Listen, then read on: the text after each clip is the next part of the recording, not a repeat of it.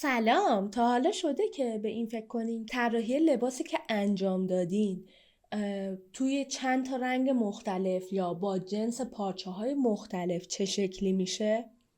خب، امروز میخوام این موضوع رو بهتون یاد بدم که چجوری میتونین به طور همزمان تو برنامه کلو تریدی لباستون رو تو چند تا رنگ مختلف با جنس های پارچه مختلف ببینین که چه شکلی میشه.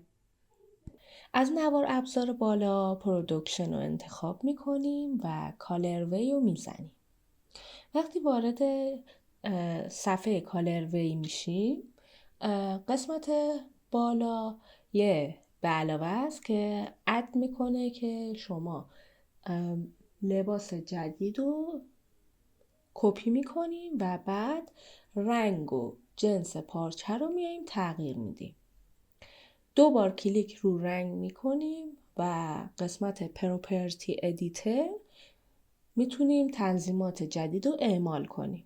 مثلا من الان رنگ زرد و حالا انتخاب میکنم و برای قسمت بالا تکسچر جدید انتخاب میکنیم. مثلا این تکسچر چارخونه که به رنگ زردمون هم بیاد. چون که تکسچرمون رنگش قبلا قرمز بوده، ما میایم یه رنگ زرد واسه تکسچر جدید انتخاب میکنیم و حالا طرح لباسمون متفاوت از بقیه شده.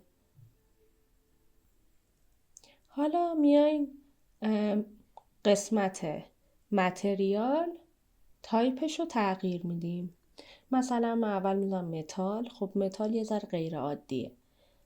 دوباره مثلا یه جنس دیگه مثل چرم رو انتخاب میکنیم.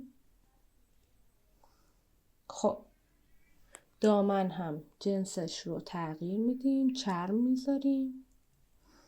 الان این لباسمون با جنسیت چرم حس و حال و وایب لباس متفاوت از بقیه است. حالا لباسای دیگر هم یه نگاه میندازه. مثلا این مخمل رنگ مشکی با پارچه پلنگی. حس و حال این باز با اون متفاوته.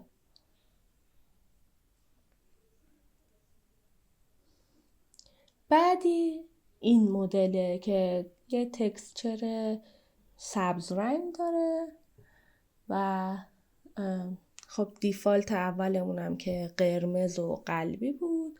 من اومدم رنگ صورتی ملایم رو به کار بردم و حالا آخرین مدلمونم که همین چارخونه زرد رنگه. اگه از ویدیو خوشتون اومد لایک کنین، سابسکرایب یادتون نره، زنگوله هم فشار بدین تا ویدیوهای جدید رو ببینین. اگه سوالی داشتین کامنت بذارین. میتونین شبکه‌های اجتماعی دیگه هم دنبال کنین. لینکش رو تو بیو گذاشتم.